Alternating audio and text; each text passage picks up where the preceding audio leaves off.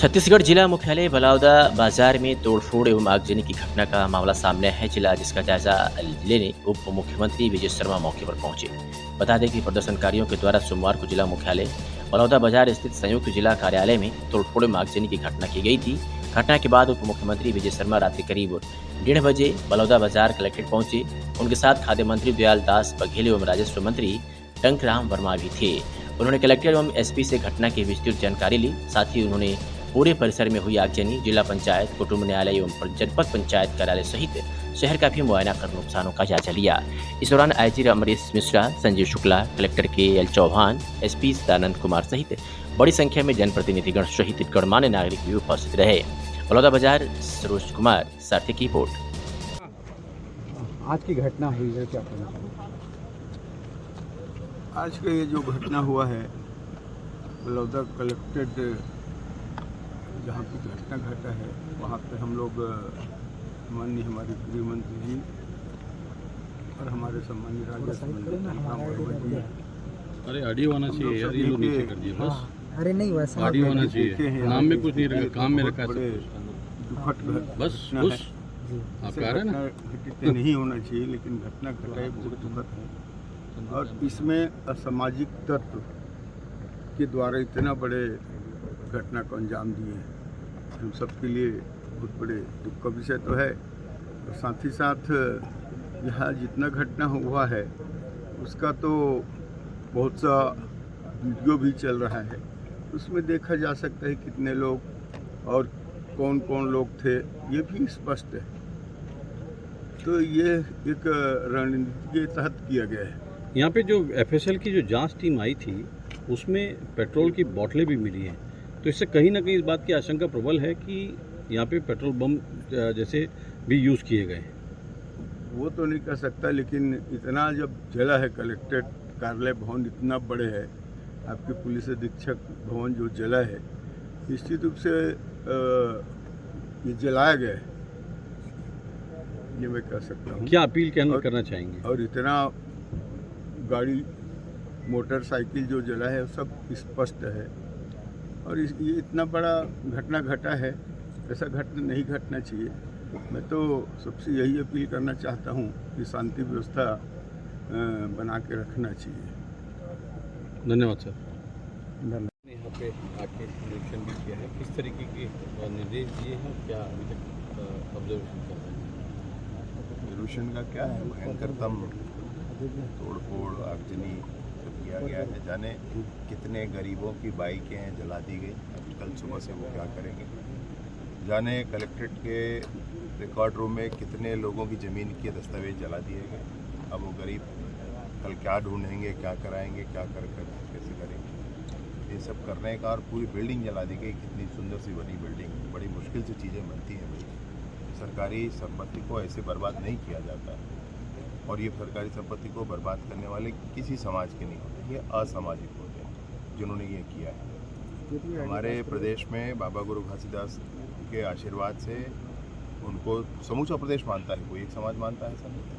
सतनामी समाज विशेष रूप से श्वेत ध्वजवाहक हैं, और वो शांति के, सौहार्द के प्रतीक के स्वरूप में श्वेत ध्वज का धारण करते हैं। अब इस विषय पर एक जो घटना विगत माह 15-16 मई की दरमियानी रात को हुई थी कि पूज्य अमर गुफा में तीन जैद खाम को क्षति पहुंचाई गई थी, और उस पर पुलिस के जांच से असंतुष्ट होकर समाज ने मांग की थी कि इस पर न्यायिक जांच होनी चाहिए। सभी तरह की चर्चा के बाद न्यायिक जांच की घोषणा माननीय मुख्यमंत्री जी के निर्देश के आधार पर कर दी गई थी, और न्यायिक जांच की जो घोषणा हुई थी उससे समाज संतुष्ट हुआ। समाज के प्रमुख लोगों ने ये कहा था कि ये पर्याप्त है और इसकी उचित जांच हो जानी चाहिए। और इस बार हम लोग अपना आंदोलन नहीं करेंगे, हम सम्मेलन करके माननीय मुख्यमंत्री जी को धन्यवाद ज्ञापित करेंगे। वो धन्यवाद ज्ञापन का मसला था, और उसके बीच में जो कुछ हुआ है, चूँकि समाज संतुष्ट था, समाज ने स्पष्ट तौर पर कहा था, समाज की मान्यता थी, इसलिए समाज का कोई विषय नहीं है। समाज तो अपने कार्यक्रम में था, अपने भाव में था। अभी बीच में किसने आकर के ये सब किया, ये असामाजिक लोग कौन है, ये मसला है। और इस मसले पर ही मैं सोचता हूँ कि कानून काम कर रहा है, और उचित समय में सब कुछ स्पष्ट होगा। तो प्रशासनिक चूक मानते हैं, क्या मानते हैं कि कहीं न कहीं प्रशासनिक चूक हुई है? देखिए, जो कुछ हुआ है मैंने बहुत विस्तार से आपको बताया है, बहुत विस्तार से बताया है। मसला ये है कि सब कुछ स्पष्ट था, कुछ बात नहीं थी। अब अचानक कोई ऐसा करता है योजना बना करके, तो आप उसको क्या करें? एचएम सर, ये कौन था, कैसे किया, क्यों किया, ये तो जांच में आ जाएगा, लेकिन सरकारी संपत्ति पे और ख़ास तौर से एसपी ऑफिस और कलेक्ट्रेट, तहसील और जो सरकारी दफ्तर थे, सरकारी गाड़ियां थी, उनको टारगेट किया गया। तो इसमें किस रूप में देखते हैं? हाँ, तो मैं सोचता हूँ ना, क्या तुक है भैया? क्या इसका लॉजिक है? कोई तो बता दे मुझे। मसला क्या है? अरे बड़ी मुश्किल से चीज़ें बनती हैं, लटपट में जनता के लिए सुविधाएं मुहैया कराई जाती हैं। अभी उसको नष्ट कर देना है, तो आप किसको सजा दे रहे हैं? अधिकारियों को थोड़ा सजा दे रहे हैं। किसको सजा दे रहे हैं? आम जनता ही पीड़ित होना है। तो ऐसे कैसे चलेगा? ऐसे जिसने भी किया है वो निस्संदेह असामाजिक लोग हैं, उन पर तो कानूनी कार्रवाई होगी, कानून अपना काम करेगा। जिस तरीके की भीड़ थी, तो ये 1-2 दिन की तैयारी नहीं थी, और इसमें कहीं ना कहीं इंटेलिजेंस चूक भी कहीं नज़र आ रही है। अरे भाई, मतलब क्या कहेंगे आप? जितनी चर्चा हो गई थी, अनेक बैठकें हो गई थी, लोग संतुष्ट थे, लोगों का ये कहना था धन्यवाद ज्ञापन करना, और वही किया समाज ने, तो वही किया है। समाज के मूल धड़े ने, समाज के प्रमुख लोगों ने वही किया है, और मुख्य समाज ने वही किया है। अभी समाज के इस पूरे कार्यक्रम में कौन असामाजिक आ गया और उन्होंने ये कर दिया, ये बात।